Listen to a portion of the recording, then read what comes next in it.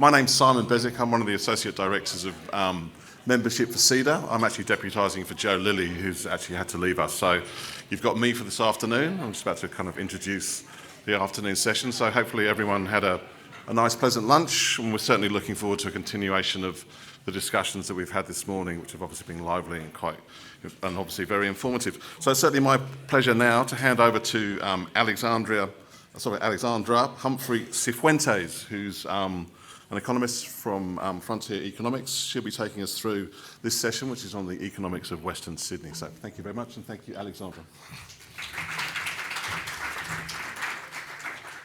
I decided to run this session in kind of a casual discussion mode, so we're going to be sitting up here, a bunch of friends. Please do jump in with questions at any point in time. So as an economist working in Western Sydney, one of the things that I'm really interested in is the issues we grapple with around how do we support the delivery of thriving, livable, green communities and cities that we know that our households and people want, in a world of overall budget constraints, not just at a government level, but also at a household level, and also the added issue of cost of living that we all know and love to discuss. In a world of cost of living pressures, we really do need to think about the way that we provide our core services. Is there a way to do things differently and learn from the mistakes or the lessons of developments of the past, and change the way in which we deliver our services, plan our cities, and fund our investments? And that includes things like looking at alternative ways to plan and deliver urban design or social infrastructure, but also things around governance and how do we work together across different levels of government and across different sectors. The good thing is that Western Sydney, while we have discussed the challenges of development in that area, is also a space in which there are significant opportunities. And we're really lucky to be here with two panellists who are experts in the challenges and opportunities of Western Sydney. So I'd like to invite Billie Sankovic, who's the Commissioner for the Western Parkland City at the Greater Cities Commission, to join me, and also Geraldine Carter, who's the Executive Director of the New South Wales Productivity Commission. If you could make them feel welcome.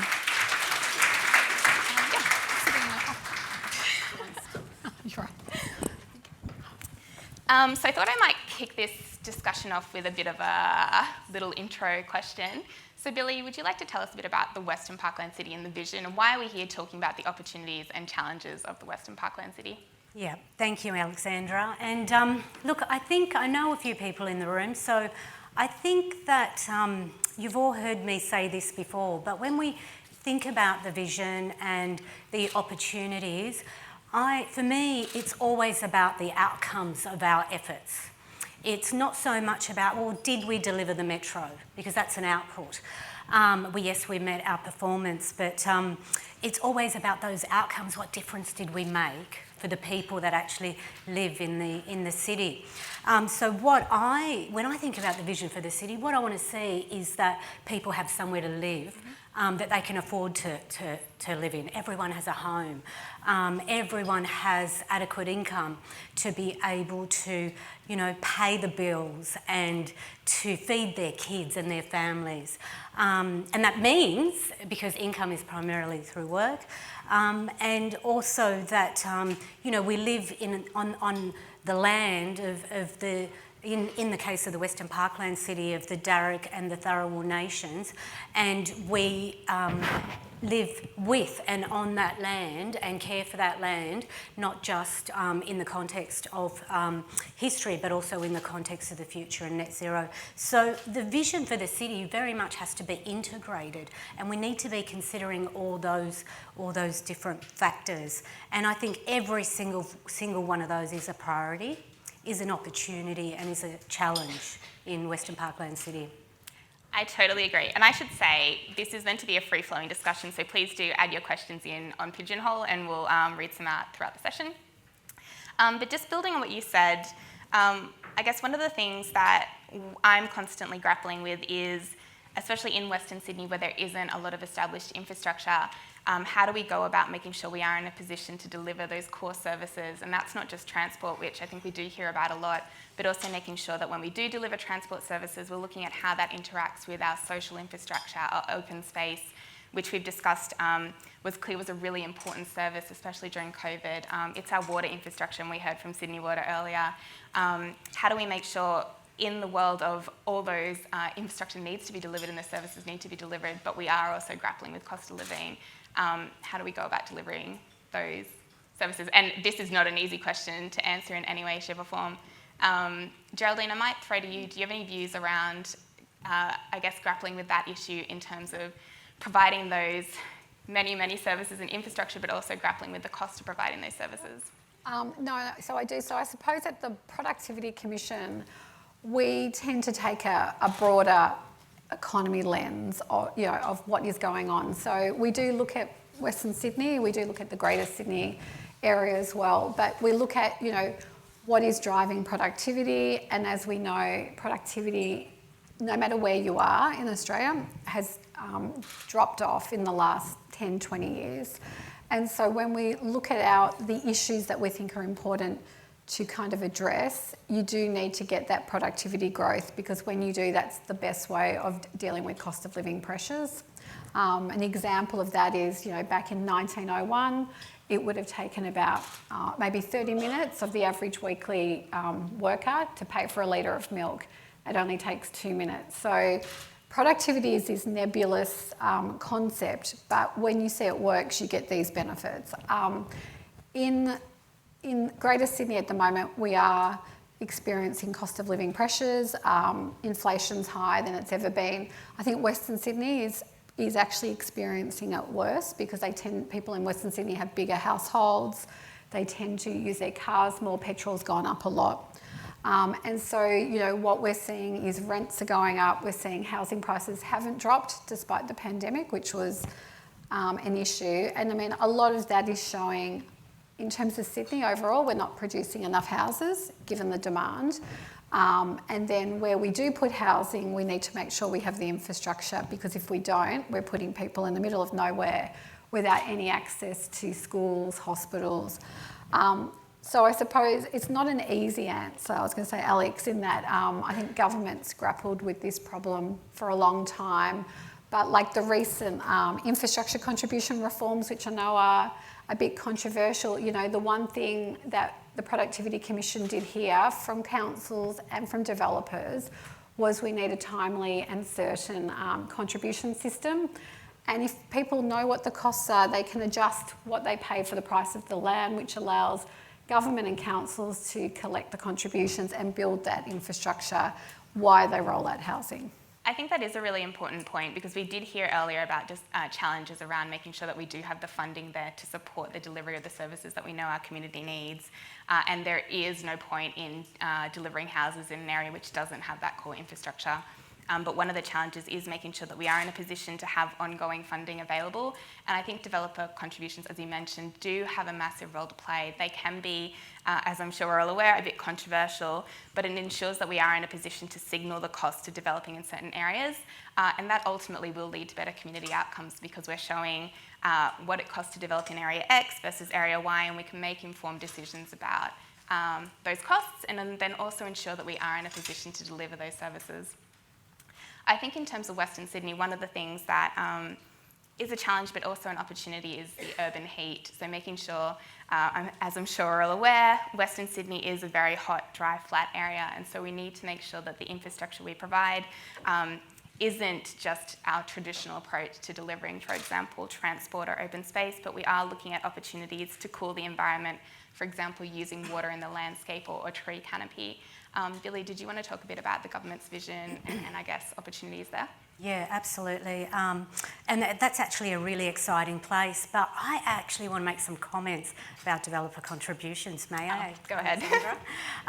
As you were speaking about the opportunities that are being presented to us, I couldn't help but go back to when I was in local government under Frank Sartor as the minister.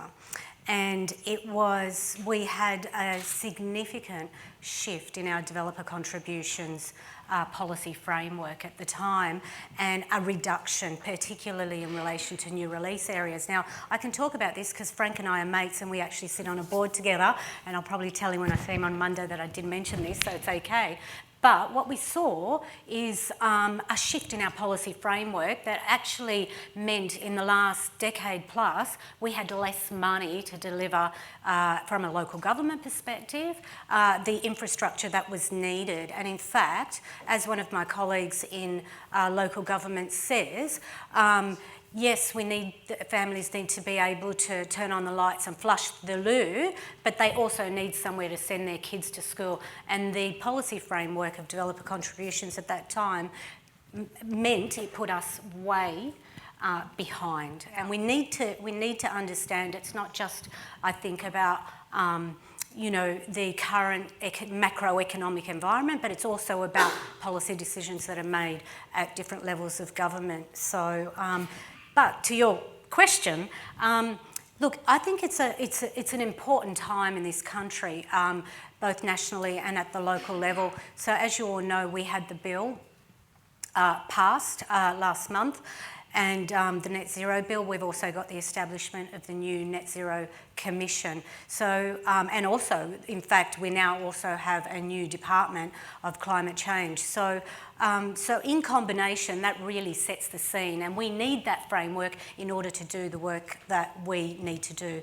So certainly the Western Parkland City has been, in the context of the metropolitan and the regions, has certainly had the impacts not only of extreme heat, but also of floods and bushfires of recent times.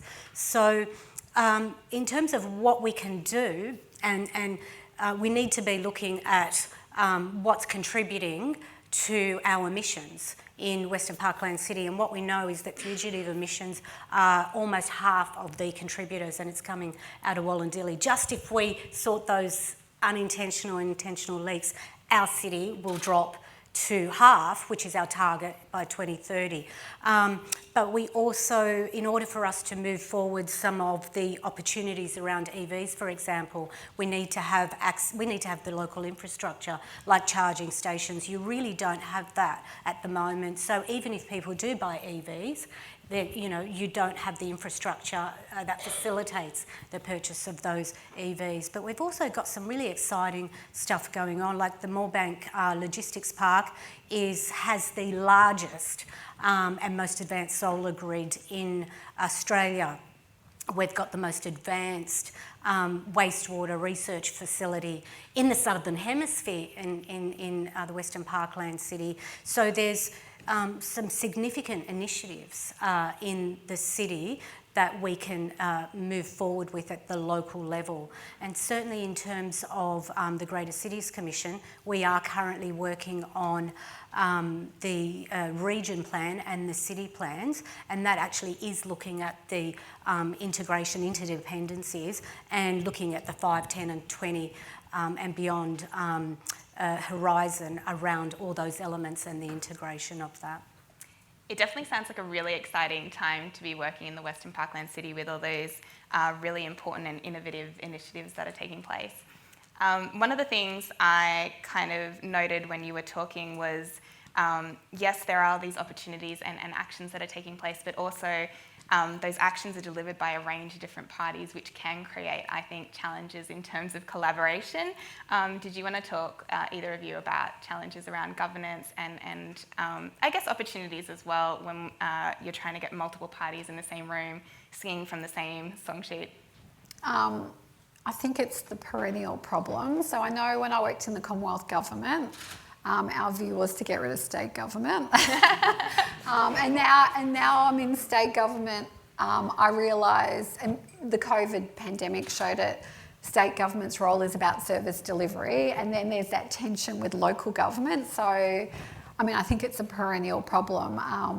And that's where the funding mechanisms, the funding arrangements are really important, because like with the Commonwealth, most of our disagreements will be in the area of funding. You can see with the recent Vanderstock EV case that happened, state governments, are not feeling maybe that confident, because that's kind of another tax revenue, which means we're more dependent on the Commonwealth. So you're right, I think this is an issue, and I think as Billie just said, local councils have been struggling with funding sources over the last few years. which limits their ability to, do certain things. And you can see that with, the local council rates. They were almost penalised for taking on more growth, which meant they couldn't have they couldn't do the recurrent expenditure on the assets that they had, let alone the growing assets they needed to have. So I think the funding mechanisms are critical, and how they work together is another one. And I think, going back to contributions again, you have your local and you have your state contributions. They have very different roles to play, but together they're actually really important. So it is, the Department of Planning plays a really important role, as do the local councils. Yeah. Did you want to add anything, Billie? Yeah, I guess just from the Commission's perspective, and maybe some of you are thinking, well, didn't they get rid of the Commission? So I'm still getting phone calls saying, so do you have a job, Billie? And I'm like, yeah, I do. Certainly, look, the role of the Commission in its establishment was about actually not only looking at planning in an integrated way and what the future needs to look like and all those interdependent and interrelated factors, but it also was a place where the diversity of interests and stakeholders within and outside of government could because we were seen as didn't have a particular interest. And I think that there's always going to be a challenge, because each group, whether they're different agencies, different levels of government, will have their pressing priorities and their demands and competing at times. So, it's not uncommon for me to hear things like Hunger Games, right? Because, everyone wants to be able to do the right thing and deliver the right thing for the community. So those governance structures, I think, are just critical, but governance structures that actually bring together those different agencies. And I know you're hearing from Kiersten later today, and I think that's going to be really important, because the commissioners, like myself and my commissioner colleagues, are independent under the legislation, but our staff sit within the department as well. So there's going to be some important conversations to be had there. But I think there's been some good moves that I've seen lately. So just recently, within the last few weeks, there has been a tri-level partnership agreement between the Commonwealth and the state and local government about how to move forward in terms of the Aerotropolis and the Western City Parkland, and each of the roles, as well as reviewing what's happening. So there are some good things happening, but it's always, just like trying to get your family together, there's always going to be some sort of different, no one's available, someone wants to do Friday night, someone wants to do Saturday night, and so you just need to be able to manage that, but yeah. Great, thanks. It's really good to hear, because I think, yes, it's challenging, but when we come together and bring those different voices, that's where change can really happen. And Western Sydney is the perfect opportunity for us to make those differences and move forward. We've talked a bit about, service delivery and infrastructure and governance. I'm going to pivot us a bit to some questions about employment and jobs, because obviously a thriving city also needs to support jobs. They are great questions, but they are not easy questions. I'm warning you guys now. So the first question is, in large parts of Western Sydney, women's participation in the workforce is below 60%, whereas in wealthy north/east areas, it is typically above 80%. What can we do to increase women's workforce participation? Yep. There was a women's statement released under the previous government, and the Productivity Commission recently did a follow-up study on childcare, because that is kind of one of the issues with women being able to participate. And in terms of the work we did, we surveyed a range of families from across New South Wales, and we asked them what would make the difference for their participation, not just men, but just for women as well. And what we found out was a lot of the decisions about who will work in the household comes down to an internal negotiation. And what clearly came out was flexibility and choice are the two biggest drivers when it comes to people and families deciding to put their children in childcare and go to work. So, you know, one of the areas, and I think Western Sydney would be probably experiencing this more than other areas, is for shift workers. The standard childcare model doesn't work. You know, you have to drop your child off between 7:30 and 6 o'clock. So that's not providing choice. So, you know, there are actually probably enough places provided, but it's not in terms of the type of childcare place that is needed. So for shift workers, you know, there is a market for where children can stay overnight while the mother or the father works during the night as a nurse or as a doctor or in the factory. So yeah, that would be, so it's come down not necessarily to more money, like not necessarily subsidies. What we found was the access to choice and flexible care was by far the biggest barrier. Yeah. I just received an email. It's interesting you asked that question, because I just received an email this morning to be part of research that we're doing and you know, looking deep diving into Western Sydney specifically, but an action piece, so we can start to not only better understand those considerations but also think about what we can do.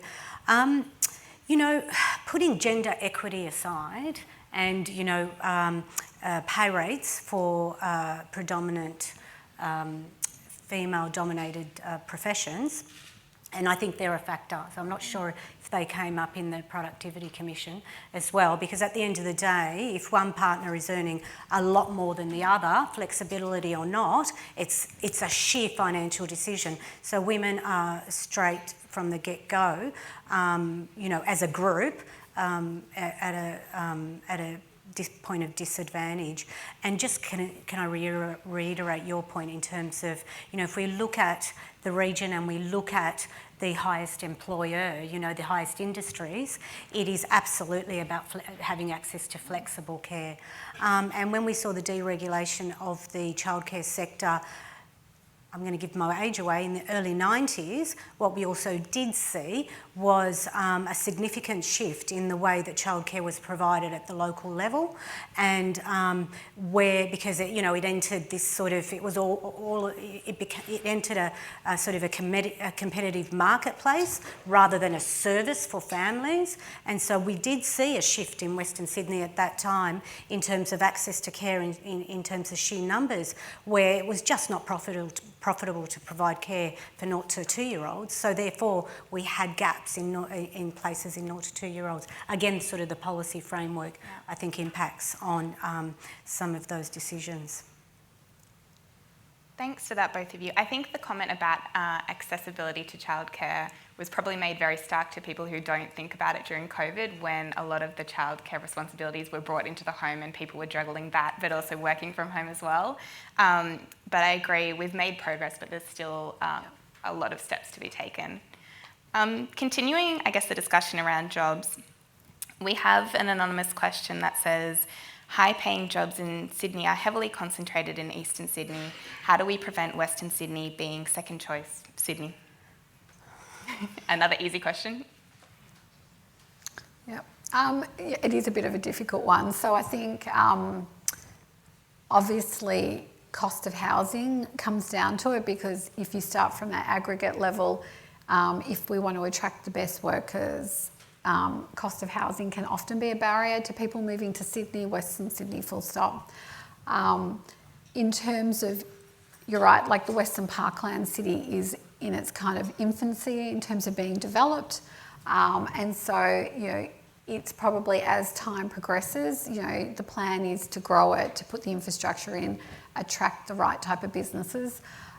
Interestingly, we did some work on the future of work, and it wasn't focused just on Western Sydney, but what our work showed over the next 40 to 60 years, the new tech firms with AI and quantum computing has big implications for our economy. And yes, there will be the growth of jobs in that sector, and they will be more highly paid jobs. But what was interesting is those jobs are still quite a small proportion of the whole economy, and actually the biggest growth in jobs are going to be in our social services sector, aged care, nursing. And so the interesting thing about that is we're going to get higher paid, high-tech jobs, not that many of them, growth in the social services area, which is not paid as much. But we kind of need the high tech to get the productivity growth, to get the technological innovation. But the question is, how do we share the spoils? Because if you don't do it, then you get this dysfunctional society where these people are doing really well and these people are struggling to make social polarisation. Yeah. So it's an interesting thing because we're all going after those high tech jobs, and they are really important. But when we looked at the growth in terms of total jobs, there are actually not that many of them, and it's the growth in these other jobs. So it's like, how do you share the spoils? Yeah, and support everyone. I think in terms of the Western Parkland City, there is some pretty exciting stuff going on. I mean, I don't have rose-coloured glasses. I know that we've got significant challenges. But in terms of employment, I mean, around 40% of the population, or nearly half, are still leaving the area for work. And that's, when you look across the city, but when you start to deep dive into some of the local areas, like Campbelltown, for example, I think it's up at around 60%. So we've got some significant challenges, but if you look at the city, I think it's around 340,000 jobs available at the moment, and there was a growth of about 80-odd thousand, which is about a quarter just in the last 10 years. So it's growing, and it's growing fast.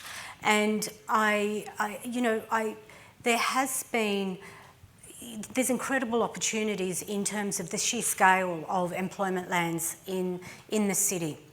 There's already well over 1 million people who live there, and these key sort of metropolitan centres that are hubs. We've got about 40 or 50 private investors that have come into the city, and that, Hitachi, for example, establishing. So we've got some high-tech jobs coming into the city. The question, as Geraldine says, is how fast does that, how fast does that happen? But we also have the opportunity to leverage the airport. I think and we all know that, some of the challenges is that whilst we have scale of opportunity around employment lands, and we have significant interest, particularly from private investors, we need to unlock some of that. We need to turn that land into service land, so people can turn the lights on and flush the dunny, right? So, because if you don't do that, you're then not going to be able to facilitate the interest. I think the other important factor in the context of the Western Parkland City is that there's some significant innovation hubs that are being established in terms of advanced research facilities and some emerging technologies and aerospace industries and agribusiness. So there's some new high-tech, high-knowledge jobs that are being established in the city as a result of, the attention and the interest in leveraging the airport, and freight and logistics in particular is a key industry that has already started to expand, but will continue to expand. Health and education continues to be the largest employer, the largest growing employer, and as the population grows, we will continue to see that, and those population servicing jobs will inevitably increase. But they are health, education, retail, social sector, etc. Yeah, I think that's a really good point. It's not just about, I think, what's seen as kind of the sexy jobs in IT and AI. It's also about those core services that we need to deliver a thriving city. Yeah. I might just pause there. If anyone would like to ask a question old school and put up their hand, we do have mics roving around. Otherwise, I'll continue to work through the pigeonhole questions. So we have a question which is a bit of a change from what we were talking about before. So it says, Western Sydney is one of the most dynamic, diverse and vibrant artistic and cultural communities, which we do know, in the country. What does the panel see the arts and cultural sector's role in building thriving community economies? And I might add to it, and how can we better support it? Yeah. I might just jump in there for a second. Look, absolutely. And I live in the city and have lived in the city my whole life pretty much, and I can tell you the stuff that's going on grassroots, and there's some pretty exciting stuff going on in terms of cultural development and, food and dance and, some of the global megastars come from Western Sydney, so there's lots going on. The thing is that they're organic. We're not really investing in culture and arts in Western Sydney at the same level that we're investing elsewhere in this country and in the metropolitan. And so whilst we do have some level of investment, the new powerhouse and a couple of isolated projects here and there, one of the challenges of Western Sydney more broadly is that the opportunities for cultural development is grassroots. That's not necessarily a challenge, that's a good thing. But the thing is that, our cultural spaces, it's predominantly indoor, expansion of clubbing and based on poker machine income. So if you want, aside from that, whilst we have some art centres centrally, we don't have that social infrastructure and cultural infrastructure at the local level to be able to really grow that organic grassroots talent and diversity and opportunity. And that really comes back to contributions as well, because contributions were historically enabling that and creating that. And there is a real problem when we look at the cultural facilities that are available outside of those isolated centres coming through poker machine money, because it means that we need to see suffering in order to get that sort of investment in the area. And we need significant policy change. It's not okay that people in Western Sydney more broadly can't go down to their restaurant strip or their local place. The only place they have to go is the RSL, and with respect to returned servicemen, it's we need to have those places, but they can't just be the poker machines. We rely on suffering in order to have those facilities. Yeah. No, I totally agree. I was going to say, I think the arts and cultural sector is kind of an example of, as a city evolves, it's one of those things, as you're growing up as a city and a place, these things kind of grow organically.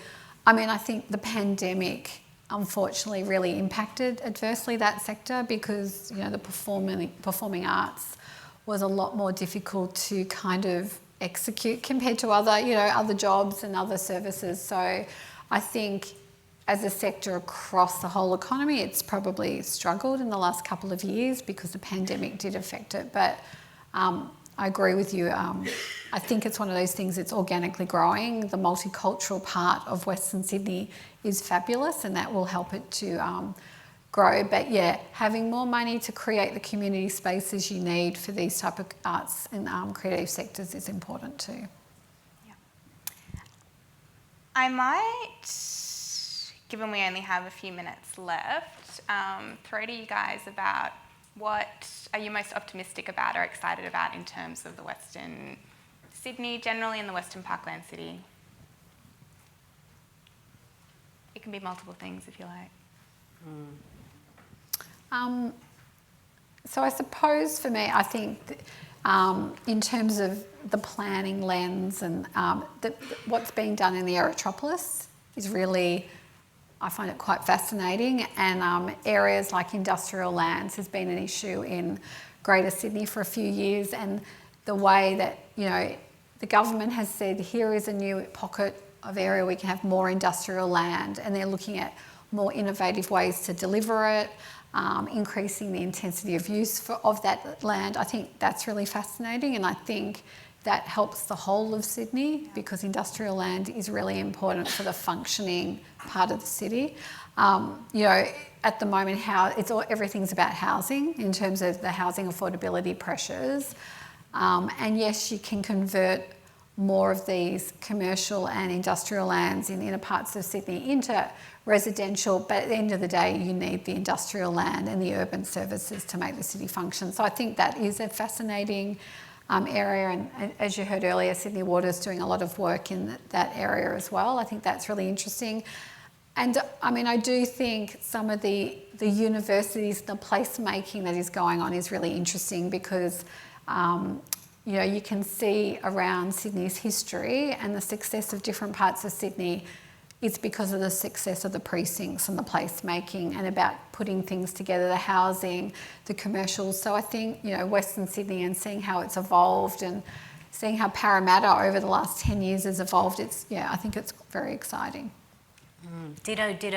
Yeah. And probably what I'd like to add is that I think for a long time we were growing greenfield sites, reducing the level of contributions and investment to actually then balance housing growth with what we needed to do to look after the environment, and increase grey spaces, decrease green and blue spaces, and in some areas of Western Sydney, a whole generation of children grew up with just a swing, and that was it, which is not really, was not okay. So what I'm most excited about is that, wow, we're now looking at those, we're talking about those things, we're taking those things seriously. We are considering the interrelationship between housing and infrastructure and employment and services. So that was a conversation that for several decades we didn't have. It's always a fiscally tight environment. I don't remember in my adult life ever not hearing it's a fiscally tight environment, whether it's in this country or any other sort of country.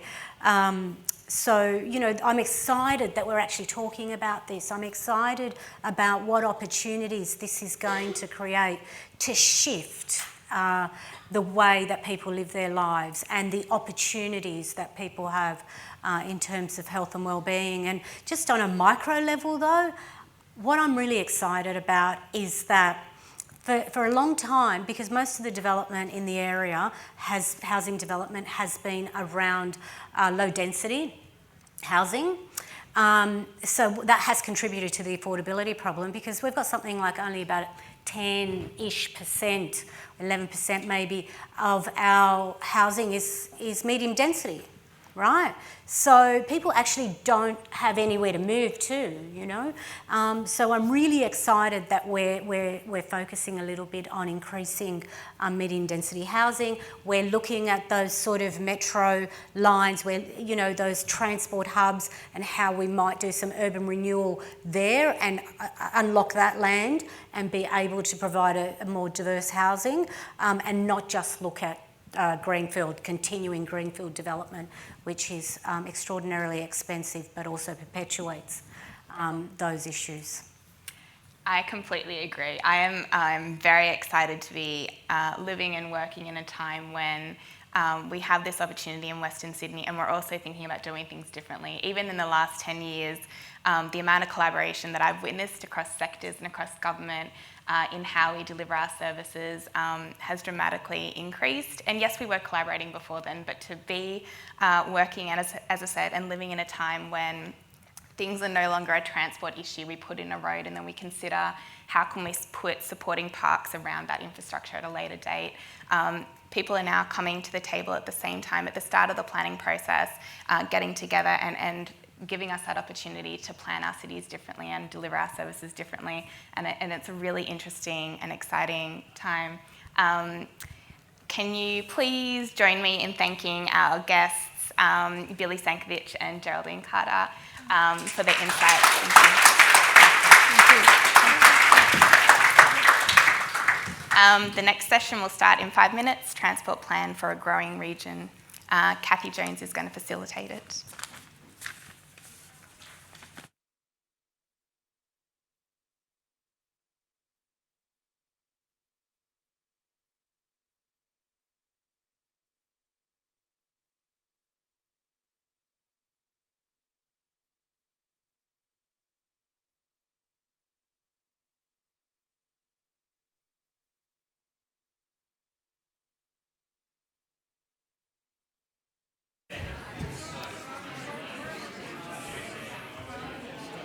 You take my photograph. Well.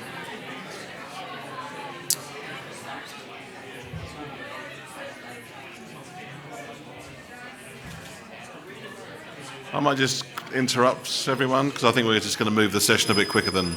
Thank you, Carlina. That's much appreciated. This one's a bit impromptu. It's not on the run sheet, but doesn't matter. I'm going to jump in and introduce the next session. So the next session is actually the Transport Plan for a Growing Region, and I'm delighted to be able to welcome to the stage Kathy Jones, who's the Executive Chair for Stonehaven, and Kathy will be facilitating this particular session. So thank you.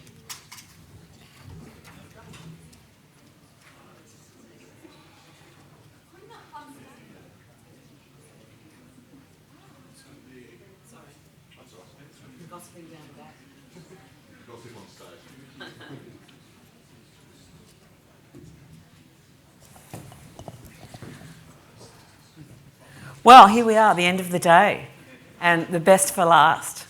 So we had, I've been, Kiersten and I have both been at a British Chamber event this morning, and Kiersten was on fire. So I've just said to her today, make sure you're on fire. I'm going to throw my notes away, and I'm just going to let everybody talk about whatever they want to talk about. So can I please welcome you onto the stage? So Kiersten Fishburn. Matt Crocker. Oh, no, you had a little cheer. Oh. And Simon Draper. Simon Hunter. I just promoted you. It's a couple of promotions. Yeah, I just promoted you. So there's so many things to talk about with such an interesting and important group of people. And so transport in Western Sydney has always been a matter for great discussion. We were actually talking outside about the importance of the interface between transport and planning, and how planning is the poor cousin in terms of financial allocations. And again this morning we saw all of these billions of dollars being spent on transport, mostly in the city, not in Western Sydney, except for, of course, the airport. And so I just kind of wanted to explore some of those ideas first about what's been the best and the worst of combined transport planning in Western Sydney. And I'm going to throw that to each of you. So maybe Simon, you should start. The best and the worst.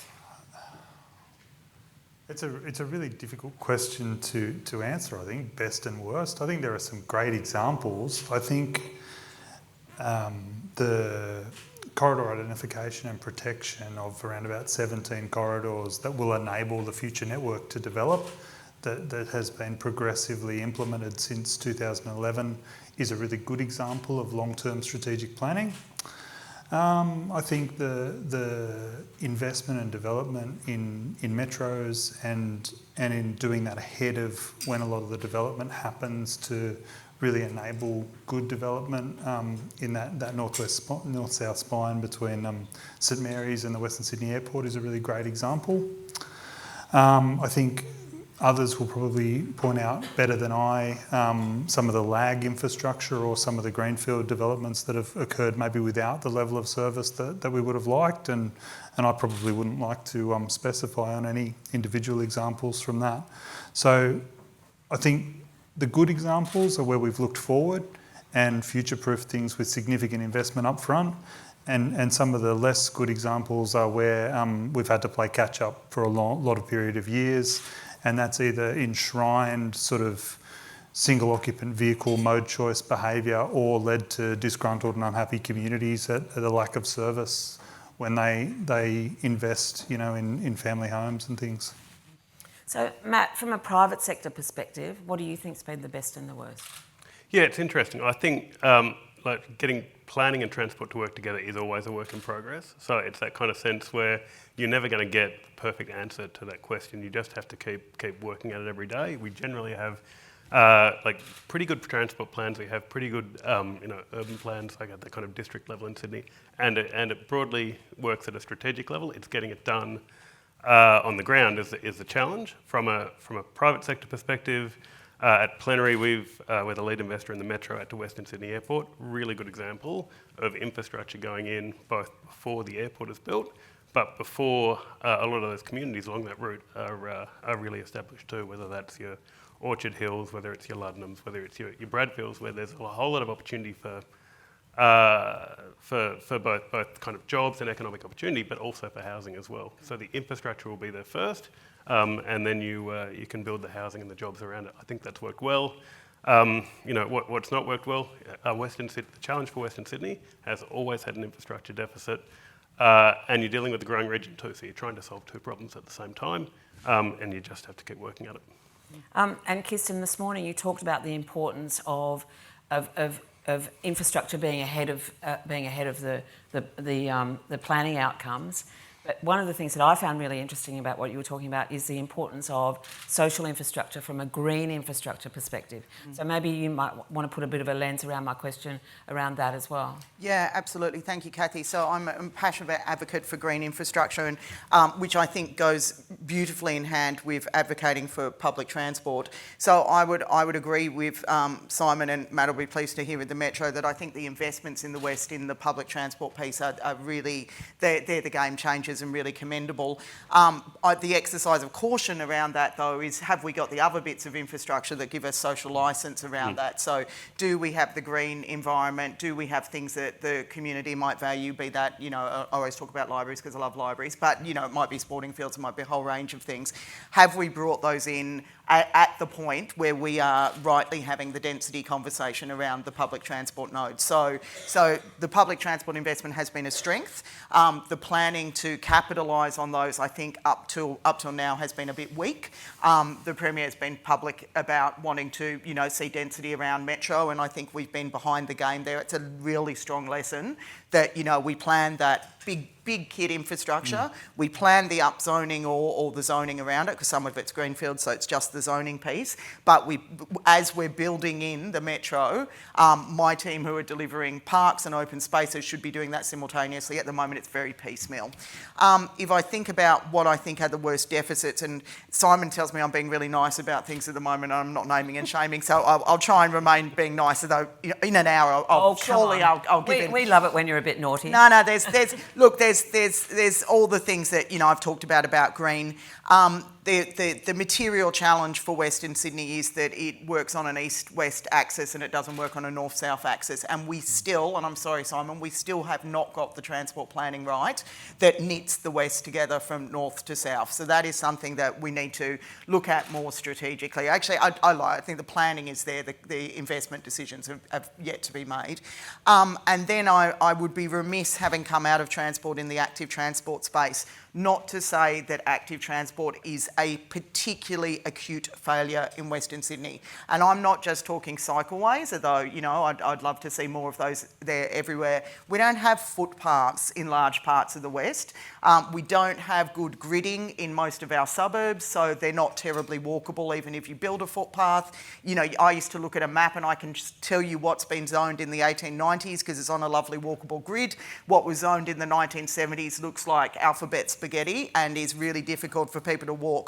So walkability, which is, that is the top of the transport pyramid, is a complete mess the further west you get out. And that's something that I think, both planners and transport have a very particular role in resolving. And local government, of course. Just on, just to go from that sort of strategic level down into the granular for a moment, I wonder, and I think one of the themes that you talked about with Matt before you came here was about the intra-transport, like the West being connected with itself. Yeah. And I wonder if that north-south problem is because of, we think about the hub being Sydney and, I just thought you might like to comment on that. I mean, Matt can speak to that. I think we all agree, right? I think we're both passionate about it, and I think Yes. it's one of those things post-pandemic that public transport task has changed too. So we used to have this kind of view that the job was to get people in and out of the cities in the mornings and then home in the afternoon. But how people are using public transport is changing. So we're travelling a lot more during the middle of the day and being a bit more kind of multi-centred in how we do things. It's really easy to go from the city out to Parramatta for an event in the middle of the day and then go back. Same thing is happening in Western Sydney too. So you've got to think about those ways of connecting Western Sydney to itself and think about the public transport network as something which is not just a kind of commuter service, but something which connects different regions together and does it on a more regular basis. And how do we get public transport? Sorry, Simon, I feel like this is the day I get to tell you everything I've always wanted to. I feel like we're going to solve Simon's problems here. Public transport to employment zones that, just be careful you don't go too much further, employment zones that are not just office based. So, we do in Western Sydney, there is a big industrial and manufacturing base, and I would argue that a lot of its future is in contemporary manufacturing. Is there a bus that you can easily get to from, where most people live into those areas? I don't think that is the case, yes. It's nice to get so much advice and feedback and free counselling on how to do the Simon's job. boss for many years, so he's used to this. Yeah. Every time one of us moved, the other one followed, and it wasn't always in a linear order. So it's interesting. I just want to sort of reflect on a few things. The travel patterns of people pre-pandemic and post-pandemic have changed. On the public transport network, we're seeing Saturday and Sundays bouncing back almost to what they were at the pre-pandemic level. But Monday, Tuesday, Wednesday, Thursday, Friday, it's all still down 20, 22 or so % in the ridership on public transport. And Mondays and Fridays are lower than Tuesday, Wednesday, Thursday. And that's a pattern I'm sure everyone sees in their workplace and in their office environment. So the planning for transport, as Matt said, has to have shifted from the Marchetti constant of 30 minutes each way, 5 days a week around a peak, to that 7-day integrated perspective. What hasn't changed in travel patterns in the pre-pandemic is road use. The road use, the vehicle kilometres travelled and the way people move and across the day is actually quite consistent with what it was beforehand. So you might not see the same level of crowding on public transport as you do on the roads, but we're still seeing congestion. So this is where that full system mix and view is really important. Active transport trips to your local centres, making them more walkable, more rideable, providing bus services and those sorts of things. They're all really great opportunities to improve how the transport task is managed. But this comes down to a fundamental conflict, right? You don't collect developer contributions to pay for service kilometres on buses to put in those services. You collect them to pay for local roads. You don't collect them to pay for public transport, metros or anything like that. They pay for local roads, parks and active transport infrastructure. So anytime there are these developments, they deliver an economic return and benefit to the government, which necessitates government direct investment in services, in infrastructure. But that's not what the contributions pay for.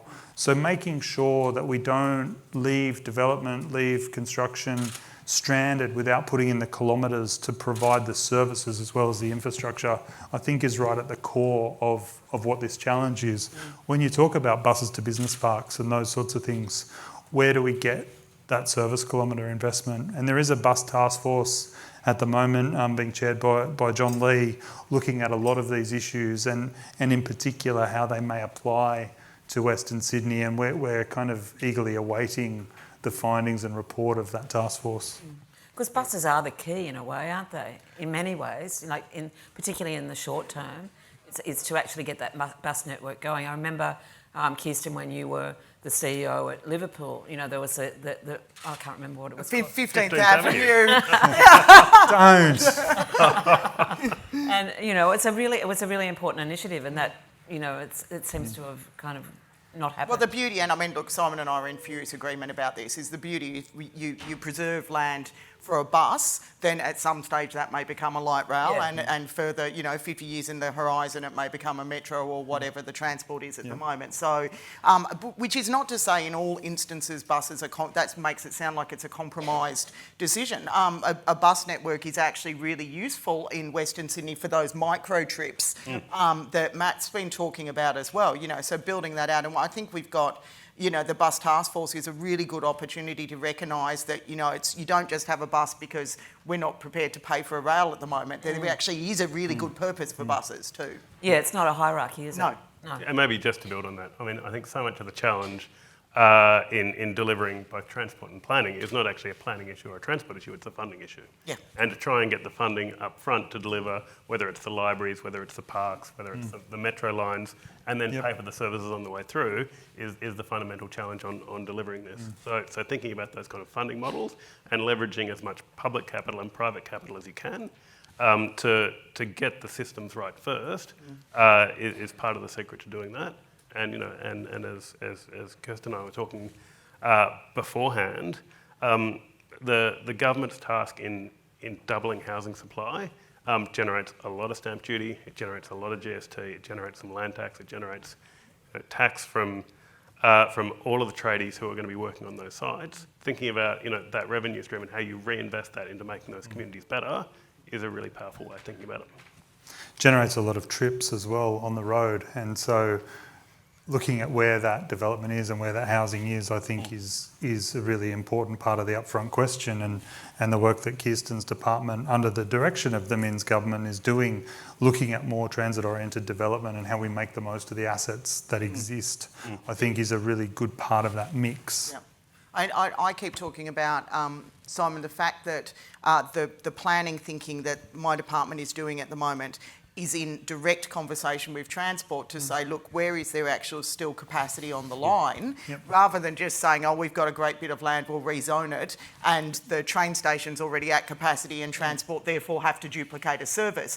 It seems like absolute common sense that you would have those conversations together. I think this is the first time they've ever really been maturely put together in the discussion, so that we don't add to the infrastructure spend.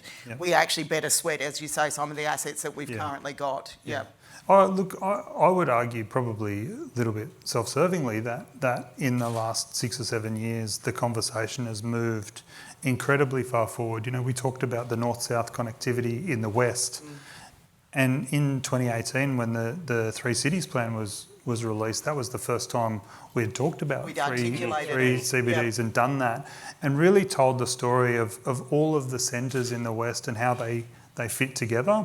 And transport infrastructure does have a bit of a lag. I think we're still working to implement what that vision might look like on the ground and leveraging private capital to bring forward some of that development in advance of when it might otherwise be. Probably the next iteration, and to Matt's point about enabling the release of funding and the investment, is a lot of work that's being led out of the Department of Planning that we're full bottle in support of, and that's around place-based business cases. So do one business case to realise the potential of a place, and then invest in each of the levers that you need to for and that. Also understand the sequencing, because you don't need all the infrastructure at once. But the way people tend to think is, hang on, this is going to cost $5 billion to unlock this area. Well, yes, it might, but it's $5 billion over 40 years. We're just not terribly good at that type of sequence thinking, and being able to sometimes settle for a slightly compromised outcome for a period of time because you want to make sure that you're financially, sensible in the way you're delivering. I mean, the whole thing about place-based, business cases is it just seems so logical to do it. What's stopping it? I mean, it's particularly relevant for Western Sydney because, you've got some really interesting precincts evolving and, that are in some cases quite unsupported by, better transport infrastructure.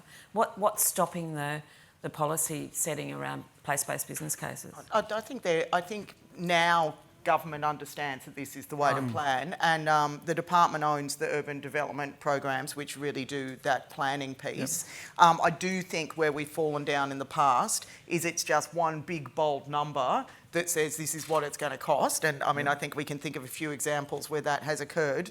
And actually then everybody just says, well, that's eye-watering, we're out the door, rather than say, hang on, this is, development fronts occur over, 20, 30, 40-year horizon. Let's work through what that might look like. Yeah. And that's the more nuanced work that the Department of Transport, and not just that, Sydney Water have been involved in that, schools infrastructure. Yeah. You don't need a school on day one of a rezoning, right? You need a school on, But you need to plan for year it. 4, but you need to plan for it. Yeah. Yeah, and I think the other challenge here is that there is two ways of doing those kind of place-based business cases. You can do a really, really complicated version and trying to work out what everybody is going to be doing in year 35, and you can spend a lot of time doing that, and you don't necessarily get to a better answer. But having a more mature approach which says, what are the most important things? How do we sort those out first? How do we give everybody confidence that the library is going to be built in year 4? The school is going to be upgraded when the capacity is needed. You can do that at quite a high level, and particularly with the data and capability that's now in the Department of Planning and Department of Transport, that can work really well. It also allows for local government, who ultimately are likely to be the approvers for most development fronts, to have much more matured out VPA conversations with developers, because they understand what and when, and they can apply that nexus argument much more easily. And it then de-risks those the investment case for those developers too, so that reduces your cost of capital, it makes housing more affordable, and it means that you can deliver more. So there's a few questions here coming in from the floor. So I don't want to interrupt the conversation, but, can I ask you a couple of specific questions? And quite a few of them, unsurprisingly, are for you, Simon. Well, I won't need to answer it. We could do this. I'll say, no, Simon, no, this is what you should be doing. Is there a risk that public transport for the new international airport is missing an opportunity to connect growth in the Central West? It's that regional connection. We talked about the intra-Western, connection, but what about going west further into the regions? Yeah, look, I think that there will always be connectivity needs from regional areas to an airport, whether it be getting goods to market quickly or whether it be people. The north-south metro and connecting between St Mary's and the Western Sydney Airport, I think, gives you a really good link to the Western Line and to the trains that come over the Great Western Highway. So I think there is a public transport connectivity option there. Road upgrades and things on the Great Western Highway and others obviously have been subject to various infrastructure reviews and decision making, but I do think there is a public transport connectivity option that serves that market. And freight as well, I would imagine. Yeah, I mean, typically to an airport, freight goes on road because it's lighter weight, higher value, more perishable, and so road-based connectivity is typically what you need to service air freight. So I think that they are quite well served with the plans for upgraded road infrastructure to support that airport. Okay. What are some of the strategies to unspaghettify Western Sydney? Who asked that question? What do you actually mean? Better planning. Better planning. Yeah. Yeah. So you all, that's it? No, there's many different things that we can do. I probably struggle to understand that question as well. Yeah. Does anyone, whoever it was, do you want to give us a bit more information, or we'll move on? Okay. So this is a climate change question. So in the light of reducing carbon emissions and also in dealing, I think, with the whole issue about the heat in Western Sydney, how do you promote and incentivise walking, cycling and scootering and all of those kind of mini mobility options? You want to start? You No, did a I'm lot not- I'm not of in you did a lot active of you did a transport lot of work on this I in your did do a time in lot of work cities on and this. active transport. Yeah. I think it's understanding the potential and understanding the difficulties that you have in realising that potential. Investing in the active transport network is one part of it, but also thinking about how people might choose to use active transport. In Western Sydney, where it gets pretty damn hot and pretty cold, there's a few hills and things like that. An e-bike may make riding to a destination much more accessible to more people than if you can't use that e-bike. So having the shared path infrastructure or the bike path infrastructure that allows that, ensuring that you plan to shade things, put trees in and get that canopy cover to make it more desirable to walk and ride. I think there's a lot of different elements to that. I agree the e-mobility piece is an absolute game changer for Western Sydney, and we have seen, I feel like I'm back in active transport again, we have seen transport has seen a significant uptake, slow but steady, in people cycling and illegally e-scootering, since e-mobility really has, become normative. I absolutely agree with everything Simon says, that you've got E there and it does work and anyone can ride it, right? It really is very accessible. What we don't have is the bike paths, and where we do have them, they're like concrete jungles, right? They're not pleasant to travel around. And we still, I don't think, have cracked that first and last mile or second kilometre piece very well yet. So, the train stations still aren't fantastic for servicing bikes, especially e-bikes. We don't have a lot of service points there. So there's a bit of work, I think, that needs to be done on that piece before we get there. We have worked out where you would put your cycle corridors for Western Sydney. That was a release last year, in consultation with all the councils as well. So we understand what needs to be built.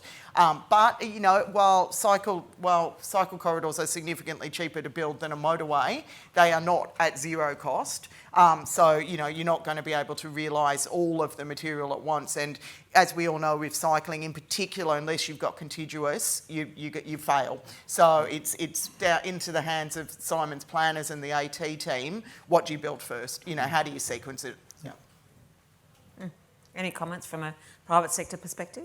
Yeah, look. I guess what I'd say, I think it's the first mile and the last mile stuff, which is a really important thing. There is going to be a small group of people who want to cycle to work 20 k's each way every day, but finding ways to connect people to those kind of public transport lines is probably where it's important. And that interface with stations is where a bit of thinking, a bit of innovation, a bit of looking around the world at what other cities are doing to achieve it, because there are plenty of cities in Europe.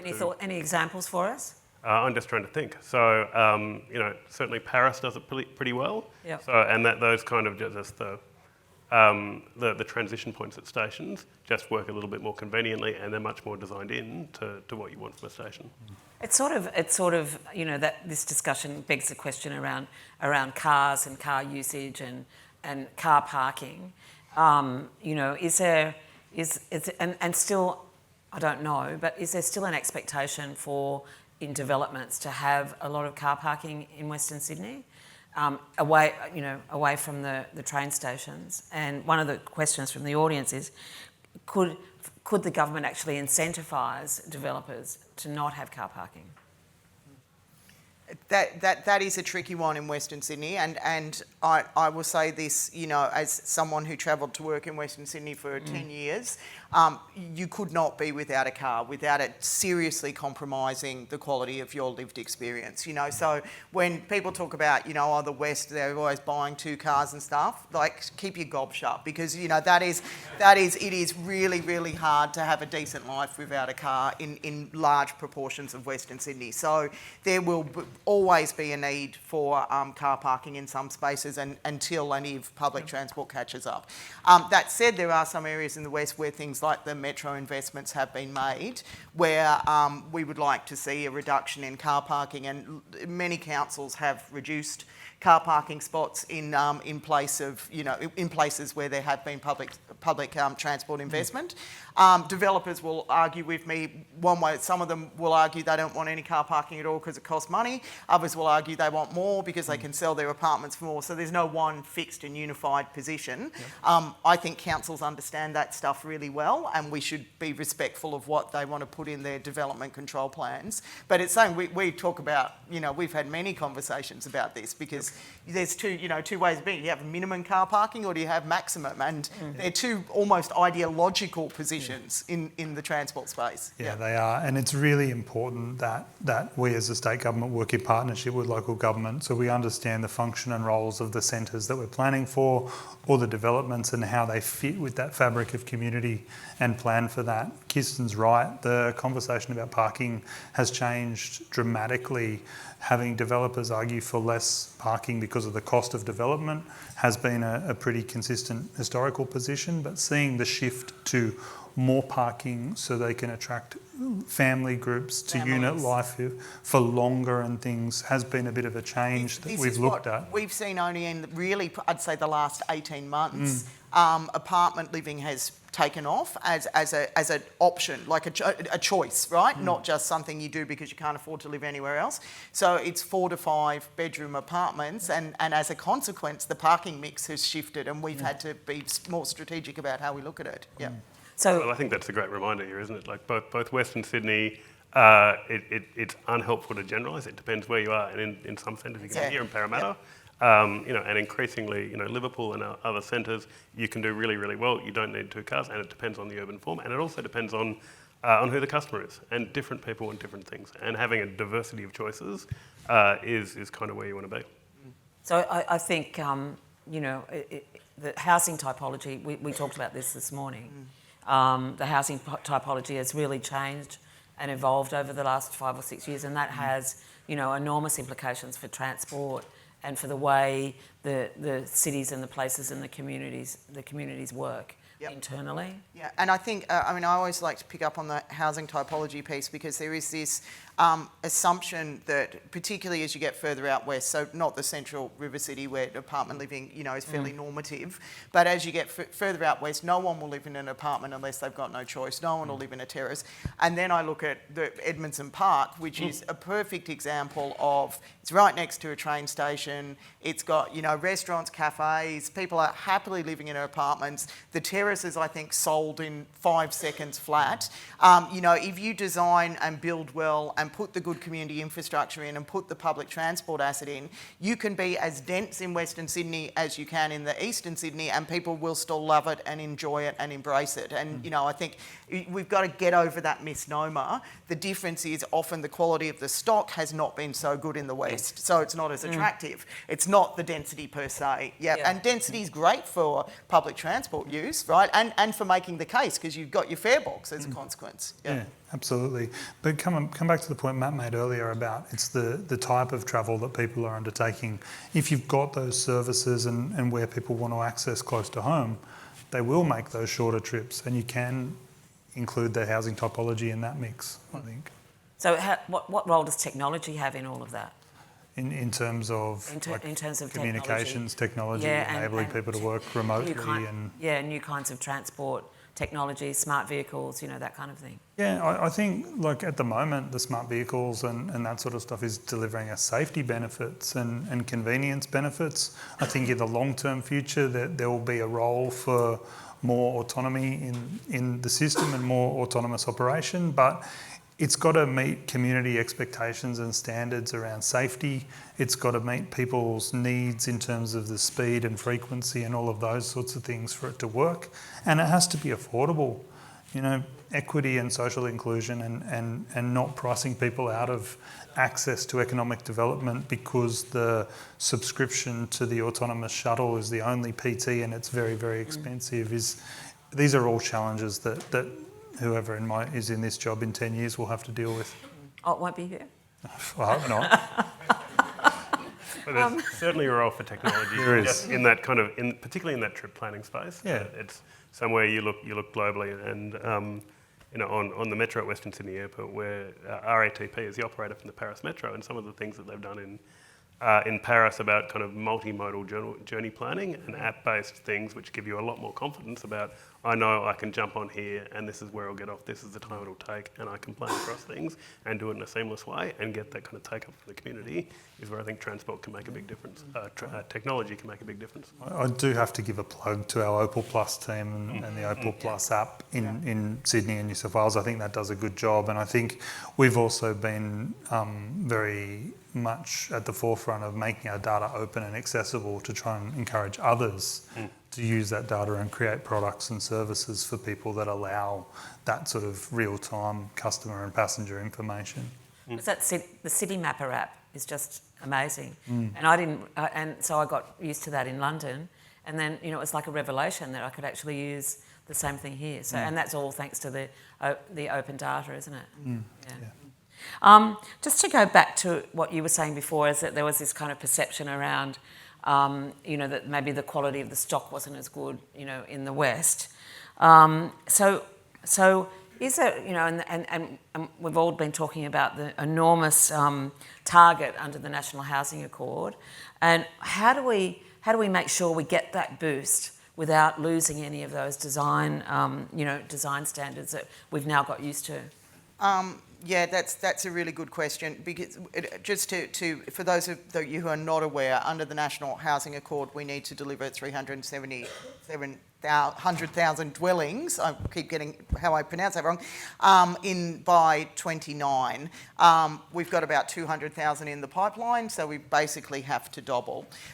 Obviously, that's an enormous task that needs to be done, but it can't be at the expense of good quality and design, because you don't just plan for 5 years, you plan for 100 or 200 years in the case of some buildings, and we want to make sure that we leave a legacy that is good and of a high standard.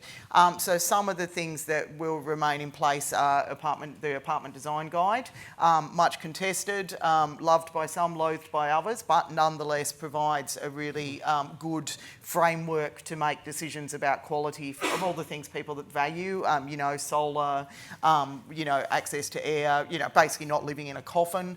We will be working to look at, the Premier's been out talking about what type of pattern books you might be able to bring in for, say, 3 to 6 story walk-ups, so that you build it, not so your facade looks identical everywhere, but that so the quality of design for the lived experience is consistent and can be approved quickly, because you can do it as complying development, but that you get excellence, right? And that cuts down on building costs too, because it's predictable for builders who are building into a market that's different from apartments. And then, of course, looking at going back to the future, what are some of the great housing designs of the 19th century? I'm a passionate lover of terraces. And you may have heard the Premier say, most councils in metropolitan Sydney prohibit terraces in their suburban areas. I mean, to this day, I cannot figure out why, because they are a great way of putting in some more housing affordability. And also, to be really frank, if you're sitting on an 800-metre block, you can go in and develop that yourself with 3 terraces on it. That's your superannuation. If for some, God forbidden reason, you actually want your kids to live next to you, that's a house next to them, right? Or your parents. Or your parents. There's some really good social reasons why we might look at this type of development as well. So I think making sure that design standards remain in place, providing kind of design frameworks that allow for faster assessment but are quality, and then I love to quote my minister, who said to developers, they asked what's one thing the development community can do, and he said stop putting in crap. And so really calling on the development community to say the planning system is trying to approve things faster for you to reduce your holding costs. We're trying to make the system simpler and easier for you. There are bonuses afforded in the system for things like, affordable housing, but that also gives developers generous GFA. Come on, give a little back, give us good design, give us good quality, because it's better for everyone, right? That's social licence for the development community too. So don't put in crap. That's the department's strapline now. Yeah. And obviously there's a key role for local government in that. Enormous role. I mean, 85 to 90% of planning matters are dealt with at local government level, and so it should be. They know their communities, they know what's right for their communities, but they also need to step up to the table a bit and say, we are all going to have to take increased density in Sydney wherever we are, but particularly in infill for all the good reasons that Simon's talked about in relation to the costs of infrastructure. So just on that, in relation to the cost of infrastructure, are there opportunities for transport-oriented value capture in Western Sydney? I think there are opportunities for it. I don't think there's a perfect way. Or should I say the appetite then? There's a perfect. That's a question for the government. I think that's a fraught policy question that I wouldn't like to touch. I do though note the recent report of the Productivity Commissioner that talked about a $70,000 difference in how much the infrastructure servicing cost was for infill versus greenfield development, and in the times of fiscal pressures and budget constraints, numbers like that are very important, I think, for us to be aware of and to look at. I don't know, do you want to weigh in on value sharing? No, just to agree with you. I mean, there is a stark difference in the cost. Well, if I come back to my terraces, there's a stark difference in increasing, 5% of a suburb with terraces in terms of the cost that it costs Sydney Water to service and Transport to service, and they're the main two agencies that are the issue, as opposed to when you go out in the greenfields area and you have absolutely nothing. Greenfields is easier to do in some respects because you have nothing, you have a blank slate and you can put in new things and you don't have any residents who are going to complain about it because no one lives out there. Infill is much, much harder, but it is inarguably the right thing to do at this particular point in time. And I guess the other point I'd add, just to let you two off the hook on value capture, is I wasn't. Did you see how I didn't even touch it? Yeah, I was going to throw it to you. So happy to be retired from government. We already do. Like in lots and lots of ways, we capture value from transport developments, and whether that's through the taxes that we already have, whether it's the work that you look at in terms of transit-oriented developments and thinking about the airspace above stations and using that intelligently. There are all these ways that we already capture value and think about how we fund and finance the transport development that we have. And sometimes, thinking about the other ways that you can drive a financial outcome is often more intelligent than just saying what we need to do is to add a new tax on every kind of transport project to pay for it.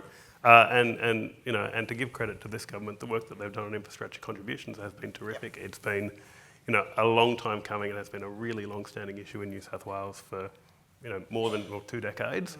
And we have now landed an infrastructure contribution system which broadly works and is broadly equitable and will provide funding for all the infrastructure that we need. So one of the questions from the audience was around that very subject and around the staging of that and how the developer contributions work and how it actually plays into a plan which has already been put in place. So maybe you could just explain to the audience what the changes are to the development contributions. Just couple of a paragraph. So I think I want to join up the fact that we are doing the urban development program and the strategic business cases because they make sense of having essentially a flat contribution per dwelling, which we understand. If I take, let's just take any random suburb, it's going to cost $1 billion worth of infrastructure to deliver the housing stock that the Department of Planning thinks is appropriate for that area. Then we can apportion the housing and productivity contribution, which is a flat rate per dwelling, into that suburb. So it's a much cleaner, simpler way. There's also built into that housing and productivity contribution the opportunity for councils to also access contributions for the delivery of community infrastructure as well. So it cleans up what has been a fairly, I think, Matt, fair to say, painful and possibly inequitable system in the past where some places you had special infrastructure contributions schemes, others you didn't. This just basically says we're flattening this out and we will deliver infrastructure when and where it's needed, but we will do the planning so we understand what it is in the first instance. So if you're somebody who's just, bought an apartment and the cost of your apartment has picked up this contribution, you can see a dotted line to where it's going to be spent and why.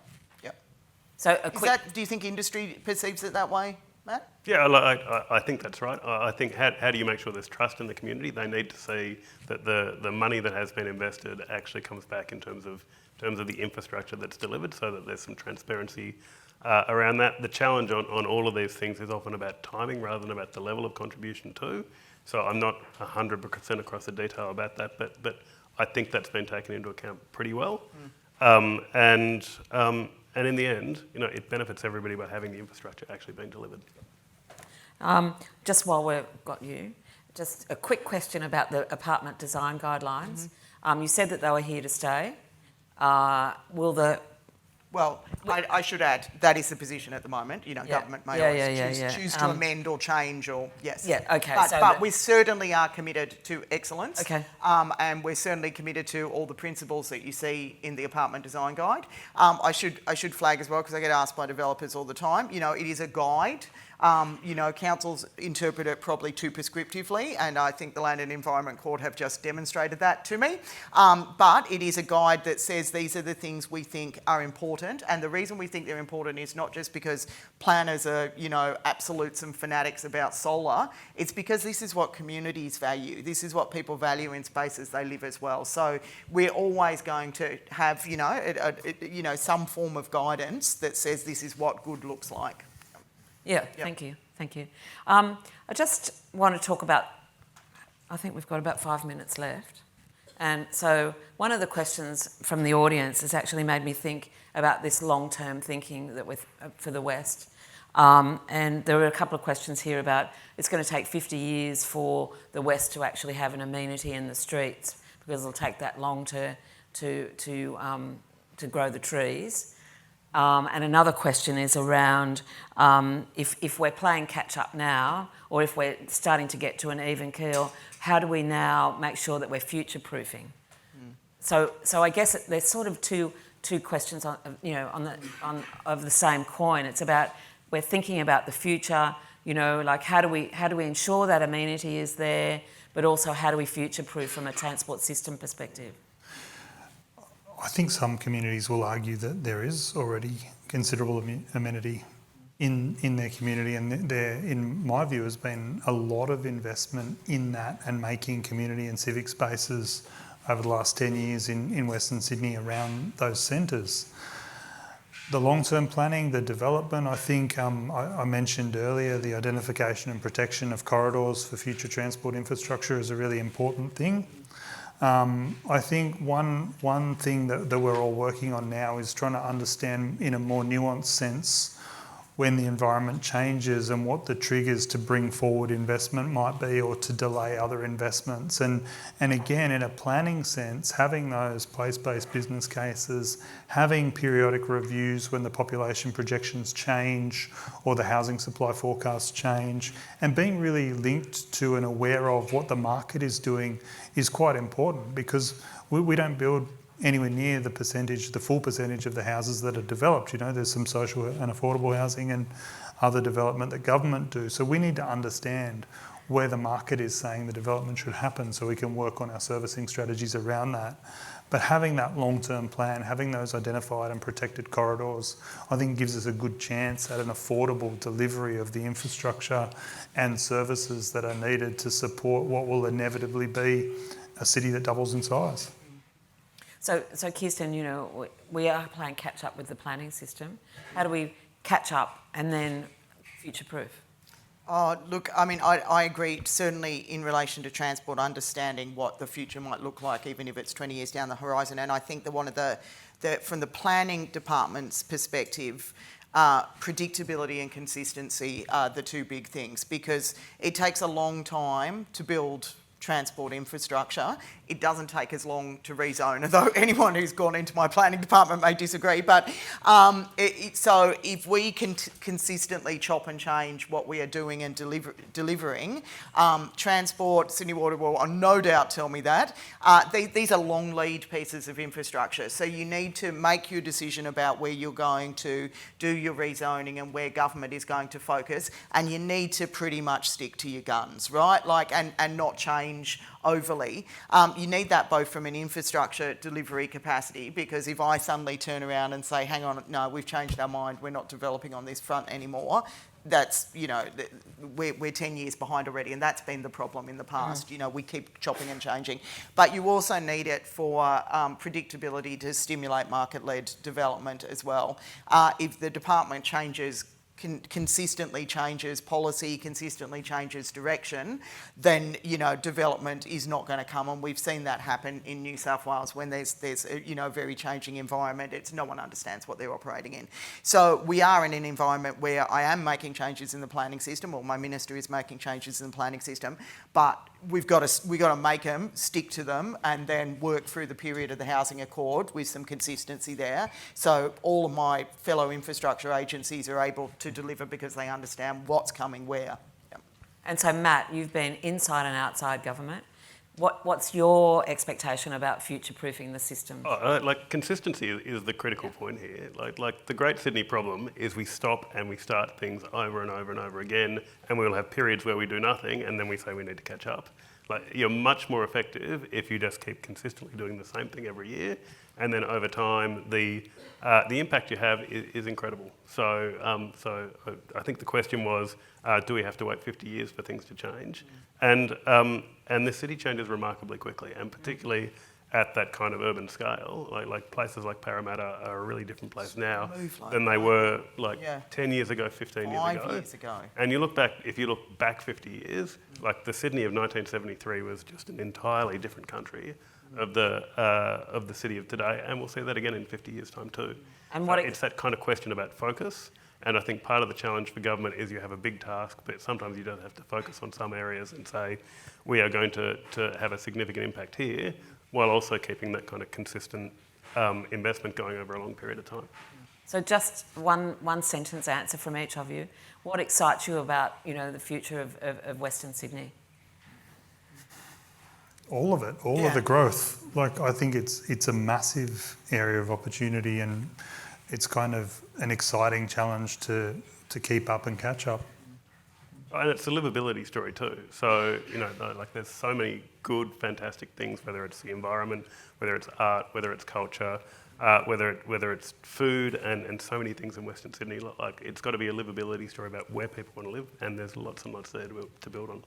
Yeah, I think I'd probably pick up on the livability piece as well and say that what makes me really, really excited is that the rest of New South Wales and indeed Australia has woken up to the diversity of Western Sydney, and that diversity is an absolute strength. And it's a strength from a social aspect, but it's also a strength from an economic aspect as well. So, you know, if you talk about the new airport coming down the line in communities where there's 180 different languages comfortably spoken, God, we are so gifted to be able to have that from an economic basis. So seeing that diversity that was always seen as, you know, not in my backyard stuff, and suddenly people getting that this is going to be the powerhouse of Australia, you know, over the next 50 years as a consequence of that rich diversity. That makes me really excited. And I think that's a perfect way to thank you all for your contribution this afternoon and for the fantastic conversation. So please join me in thanking.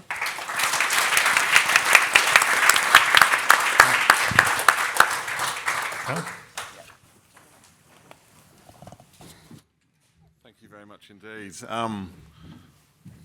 It's over to me just for a few sort of final comments. I was just kind of ruminating on the kind of the breadth of conversations and topics that we covered today. Obviously, kind of migration, circular economy, productivity, a really good session on kind of transport, and obviously the kind of the role of local government and its sort of impacts, sort of looking through growth, the equality